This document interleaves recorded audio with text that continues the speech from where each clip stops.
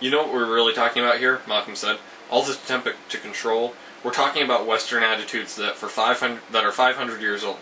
They began in a time when Florence, Italy was the most important city in the world.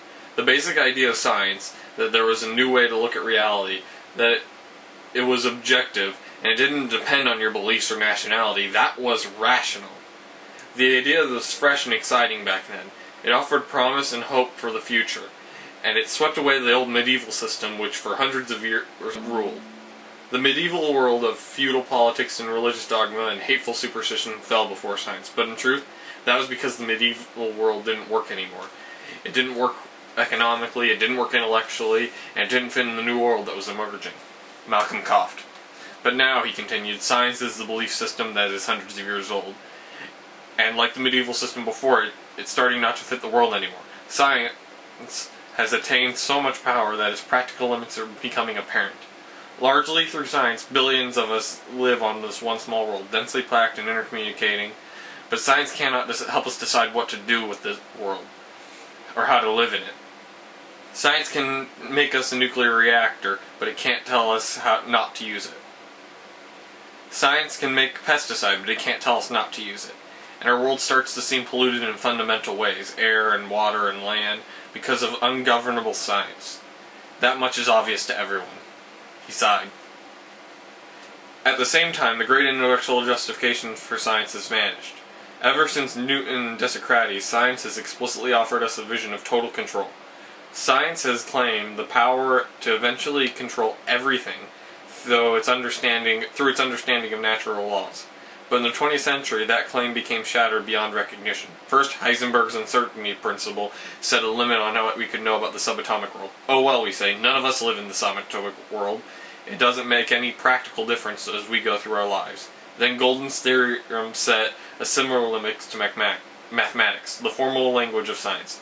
Mathematicians used to think that their language had some inherent special trueness, that it derived from the laws of logic. Now we know that what we call reason is just an arbitrary game. It's not special in the way that we thought it was. And now Kairos theory proves that unpredictability is built into our daily lives. It's as mundane as a rainstorm. We cannot predict it.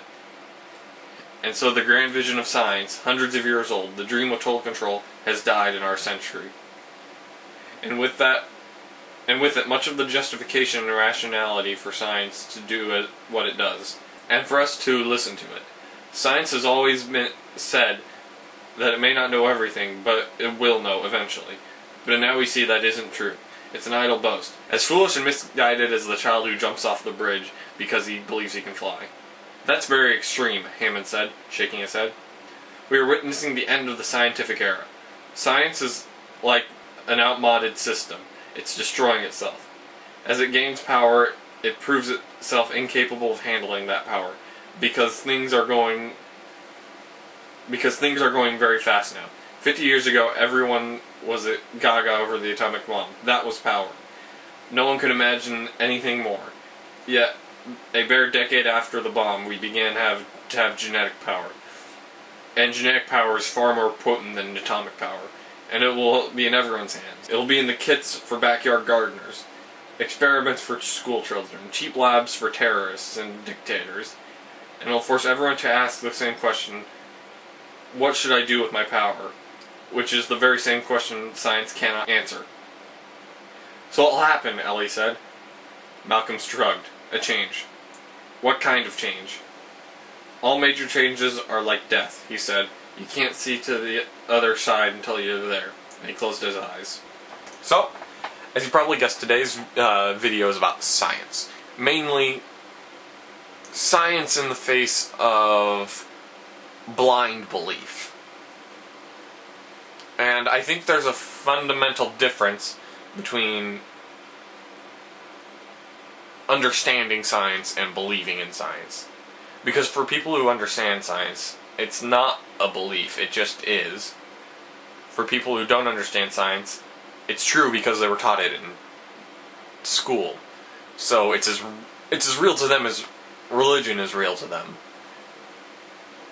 It's true, but they don't understand why. But I think that Michael Crichton has a very good grasp on science. And I think that he has some points. But I also think that there is a fundamental difference between religious dogma and scientific dogma. But I think he handles it pretty well. I know a lot for someone who's not actually a quantum scientist. I know a lot of quantum science and wave-particle duality and the unpredictable nature. And I don't know much about Golden's theory or chaos theory beyond what I learned while reading Jurassic Park. But I've never thought that science could predict everything. That's just stupid. It takes more energy to predict everything than everything uses. So, I was asking myself while reading Jurassic Park, am I just a blind follower of science, or do I actually understand it? I like to think I actually understand it. But if I had made some scientific discovery, would I have the wisdom to use it, is another question that was asked in that excerpt from Jurassic Park. And I don't know. I don't know if I would have the wisdom to use a new scientific discovery, or even some of the scientific discoveries that are in our world today.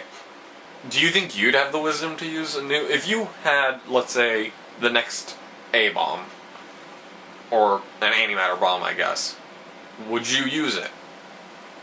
Would you have the wisdom to use it? If you had a nuclear reactor, would you have the wisdom to make it safe? Not necessarily control it, but minimize the collateral should it fail.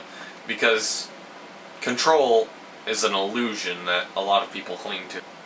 I have a lot of control and both a little control over... It's very chaotic, actually. You have both a lot of control over your life. You can decide what to eat. You can decide not to do stuff. You can decide to do stuff. But you also have not that much control, because you can't control what other people do, and other people interact with your plans. And it's like ripples in water interacting with one another. Anyways, what are your views on science and technology and human wisdom? Which I'm sure some of you have very low opinions of. But do you agree with what Dr. Ian Malcolm was saying in Jurassic Park? I'm not sure I do completely, but I do see his points.